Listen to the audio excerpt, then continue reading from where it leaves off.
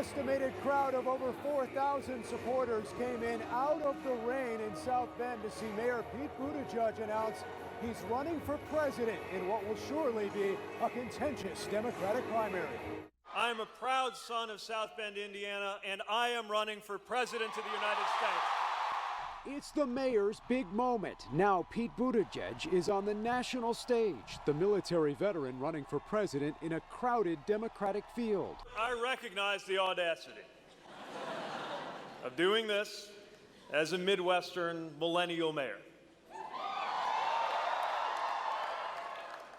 More than a little bold, at age 37, to seek the highest office in the land. He's been a really hot phenom on the trail recently. Adam Wren is a contributing editor at Politico and a panelist on In Focus. There's some question is whether he'll be overexposed. It's 11 months before any votes are cast. At a certain point, you wonder when other 2020 Democrats are going to turn their fire on him. In recent days, the openly gay mayor has been at odds with Vice President Pence on the topic of marriage and faith.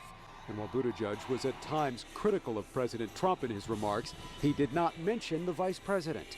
The Indiana GOP calling out the mayor for that controversy and even for using the Studebaker facility as a backdrop. We just thought it was ironic that Mayor Pete has chosen a venue, the Studebaker building, that is solely made possible by the fact that Vice President Pence, while governor, had the Regional Cities Initiative and put the money into that region. Still, supporters here say the mayor's speech made them proud. Overall mood was electric, and I really appreciate the fact that he chose, like I knew he would, South Bend to make the announcement. Awesome. With hope in our hearts and with fire in our bellies, let's get to work and let's make history. Thank you. From here, it is on to New York City tomorrow for some major media interviews, and then on to the early voting states of Iowa and New Hampshire later on this coming week, where Pete Buttigieg is already in third place in some recent polls. Reporting in South Bend, I'm Dan Spehler, Fox 59 News. Yesterday, I sat down with Mayor Buttigieg to get his take on some of the hot-button issues in the news. After his speech in Indianapolis, Mayor Pete Buttigieg had more to say about President Trump's rally and the attacks on 4 Democratic congresswomen.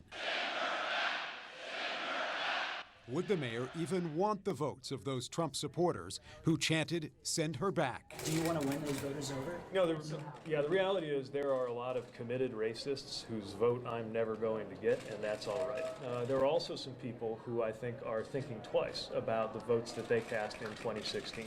This week, I sat down with the mayor for a one-on-one exclusive. The president now trying to disavow those "send her back" chants that we heard at his rally. What can you do, what would you do to try and heal some of these divisions in our country? Well, first of all, we need a president who believes in healing these divisions. I think what you have right now is a White House that actually finds racial divisions very useful. But the mayor has also dealt with controversy on the issue of race, facing criticism over his handling of an officer-involved shooting in South Bend. At his speech in Indianapolis, he was met with some chants of his own. Black Lives Matter. We're on the same team. You have struggled in the polls with African-American voters, and you've also faced some criticism after the police-involved shooting in South Bend. You heard some of the chants in the hall here tonight. The Indiana GOP also put out a statement this week saying if Pete Buttigieg can't handle being mayor of South Bend, what makes him think he could handle being president? What's your response to that? Well, an urban mayor in today's times has to deal with these challenges head on. And we've taken a number of steps in our community, but we're not going to be able to address it alone as long as we're in a country where these racial inequities persist. All right, Mayor Pete Buttigieg speaking with us there one-on-one. You can see more of that interview coming up Sunday on this week's edition of In Focus. I want to ask about Dan Coats as well. Of course, served as senator right here in Indiana before becoming director of national intelligence. He left the administration this past month after a lot of reports that he and the president were perhaps not always on the same page. Was that the case from your perspective? So I had the chance to work closely with Dan. I was the CIA director when he was the director of national intelligence. So he led the team that supervised the CIA. I got to see him. We briefed the president, goodness gracious, almost every day for a long time, a year and a half. I was proud to do it alongside him. He served America in Indiana as well. I think there just came a time where Dan decided, for a host of reasons, he would go on to the next chapter of his life. I thanked Dan for his service personally. I did it publicly as well. He's a great American, a true patriot.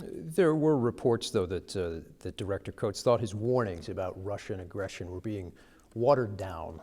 Yeah, that's just not true. I've watched this president. It's usually around election interference is where that boogeyman rises. I've watched this administration take on election interference in the most serious ways. It was the previous administration, everybody has to remember, it was the previous administration where the 2016 shenanigans took place that the world has focused on. And we're determined to make sure that no country, whether it's Iran or North Korea or China or Russia, interferes in the next election. We were pretty successful in the 2018 election, and I'm confident we'll be successful in 2020 as well. Should Russia be invited back into the G7? Should it be the G8 again? The president has spoken about that. Yeah, the president thinks so. Do you agree? The president thinks that's what we should do. I work for the president. Of course, we're going to work towards that end. Thursday, I sat down with Congressman Andre Carson, and I asked him about the president's remarks. China should start an investigation into the Bidens. This week, we've seen the president lashing out at Democrats and now publicly calling for Ukraine and China to investigate the Bidens. What are you hearing? Do you think we're headed towards articles of impeachment against the president? I think we're certainly headed that direction. It's no secret that China, along with Russia, for decades have spied on us, have attempted to spy on us, have attempted to disrupt our elections, have attempted to gather intelligence on elected officials and fellow citizens, and also smear campaigns. And so for him to openly do this kind of call is blatant and it's disrespectful. Is this another Russia, if you're listening, moment for the president in terms of what he said on the South Lawn of the White House? It's part two, and he's replaced Russia with China. I think he's using the same strategy that got him elected the first time, and hopefully it won't work. You're headed back for more hearings over the recess. What do you want to hear from those who come in front of the House Intelligence Committee as Congress weighs this decision on impeachment? We hope to hear the truth, but we also want to send a message to any whistleblowers out there that we will do whatever we can in our power to protect you, and we want to protect the pipeline for future whistleblowers in the future. In the meantime, other lawmakers are back home in their districts over recess, many members trying to make the case for impeachment to the American people. How do you do that in a state where the president won by nearly 20 points? Well, it's also a state where Barack Obama won, not by 20 points, but he still won the state. So Hoosiers are independent thinkers. I think Americans are watching enough television and social media to be able to make their own rational decision. I saw a poll this morning that said Americans are trending more toward impeachment. So it's a positive sign for us. Would you vote for articles of impeachment if they came to the floor today? At this point, absolutely. Indiana Republicans have largely rallied around the president. Congressman Larry Bucshon said last week that Democrats have had an impeachment agenda for the last 2.5 years, that they're trying to find something to fit their agenda. What's your response to that? Well, I don't agree. I mean, Congressman Bucshon and I are neighbors, and we have a good relationship. But I think it's clear that Trump is making the case for impeachment himself. He doesn't need us. He doesn't need Democrats to make the case. He's doing it for himself. Dan Spehler standing by live right now with another preview. Dan, this is a big night. It is finally here. It is here, Fanchen and Bierschel. Good evening and welcome to Wayne Township, where we're bringing you tonight's Fox 59 mayoral debate. The three candidates are here with me on stage tonight. Mayor Joe Hogsett. Can you truly say the city is a safer place than it was when you took office? Yeah, I think we're making progress, Dan. The amount of homicides, sadly, in our city has been on the increase since 2012. So it's not something of recent vintage. But we are making progress, and I think the investments that we've made in these last 3.5 years are starting to pay great dividends. 150 net new police officers, a return to community-based, beat-oriented policing, and at the same time adding millions, thanks to our City County Council, in anti-crime, crime prevention, crime reduction, crime intervention grants. We're making progress. Violent crime is down. We may enjoy the first year-to-year reduction, decrease in the number of homicides. So we've made progress with more work to do. Senator Merritt, you've had a lot to say on the issue of crime, but last week you also faced some backlash for a website your campaign launched and has since taken down with some very personal accusations about your opponent that turned out to be inaccurate in some cases. Do you regret the controversy this website caused, and has it distracted from your message on the issue of crime?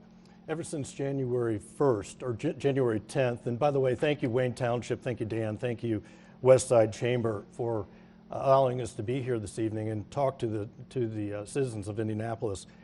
Ever since January 10th, I've talked about crime and what is happening in our streets. When you refer to the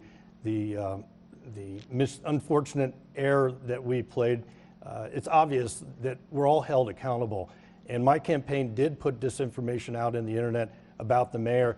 And Mayor, I very much regret that, and I extend my apology to you.